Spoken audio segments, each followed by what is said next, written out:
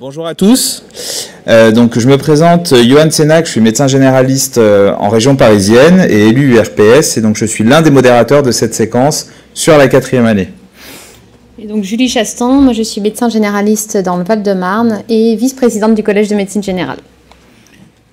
Donc on va tout de suite céder la parole au Dr Paul Frappé, président du collège, et à Jean-Paul Hamon, co-coordonnateur du Collège de la médecine générale de l'URPS Médecins Île-de-France.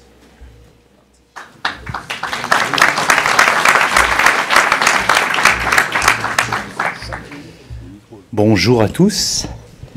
Alors, entrée en fonction des premiers docteurs juniors, novembre 2026, on est large, quoique.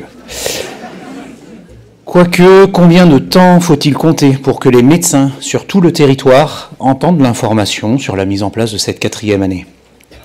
Combien de temps faut-il pour se dire « tiens, pourquoi pas moi ?» pour identifier les risques et obtenir les garanties qui permettront de se projeter concrètement? Combien de temps pour s'informer activement ensuite sur les conditions d'accueil et les démarches à réaliser? Combien de temps pour réaliser ces démarches? Combien de temps pour préparer les travaux dans ces locaux, pour réaliser ces travaux? Combien de temps pour s'équiper? Combien de temps encore pour être choisi par un futur docteur junior et pouvoir enfin l'accueillir? Finalement, on n'est pas large du tout. Nous avons grandement besoin d'un petit lapin blanc qui avertisse en retard, toujours en retard, pour nous amener enfin à cette 4e année Pays des Merveilles. Et j'espère que cette session y contribuera.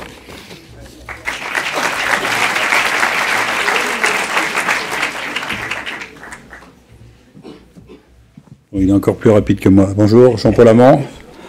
Je suis médecin généraliste, je suis élu URPS et je suis installé la plupart d'entre vous être épanné. Je suis dans un groupe de 5 généralistes. Vous aviez signé pour 9 ans, on vous en a collé 10. À 1 an de la réforme, on attend encore les décrets. Vous demandez le report. Il faut au contraire exiger qu'elle s'applique dès maintenant en exigeant les conditions de l'attractivité. Doubler de salaire et mettre un intéressement à l'activité. Garantir des conditions de travail correctes avec un secrétariat présentiel. Avoir au minimum un MSU joignable. Garantir un logement et une garde d'enfants pour ceux qui en ont. C'est possible si vous avez une garde de CPS docteur junior qui trace votre activité. Si un avenant conventionnel adapte l'assistant au secrétariat docteur junior, les collectivités locales et territoriales n'auront plus qu'à trouver logement et secrétaire. Un conseiller de Matignon, à qui j'exposais ces propositions et qui me répondait « doubler le salaire, comme vous y allez ».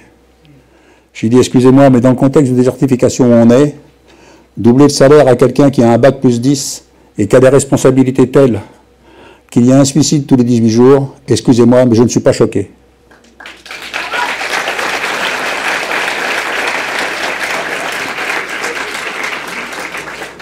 Maintenant, il y a une citation de Jacques Chirac que je connais, et que vous connaissez tous, et que je ne veux pas dire ce soir. Merci.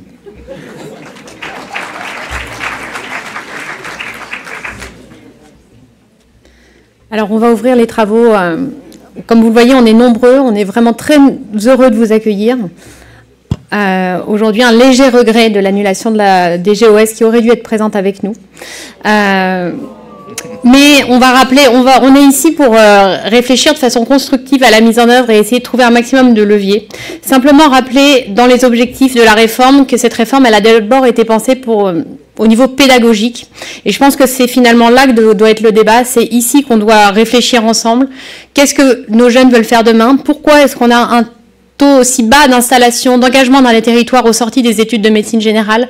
Pourquoi est-ce que nos jeunes sont si perdus alors même qu'ils viennent de faire 9 ans d'études? Probablement qu'une année professionnalisante avec des objectifs d'accompagner les jeunes dans l'installation qu'ils souhaitent, dans le mode d'exercice qu'ils souhaitent, en prenant en compte les besoins des territoires pour mieux répondre aux besoins des usagers, et sera une réussite, et on y croit profondément. Maintenant, il nous reste à trouver ensemble les leviers pour en faire une réussite. L'Île-de-France est une région où, on le sait, il y aura le plus grand enjeu en termes de territoire en France.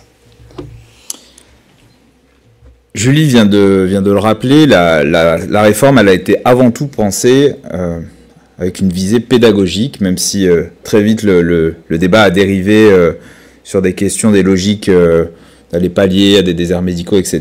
Avant toute chose, il s'agit de former la relève, les médecins de demain, les jeunes médecins. Tout ça, ça ouvre tout un tas de questions et on va essayer de les balayer. Dans un premier temps, on va avoir la situation actuelle, les perspectives qui vont nous être présentées. Puis ensuite, on aura la présentation d'une campagne de recrutement qui a été menée par les URPS Île-de-France. Parce qu'évidemment qu'une des questions de fond, c'est est-ce qu'on aura assez de maîtres de stage pour accueillir et de terrains de stage.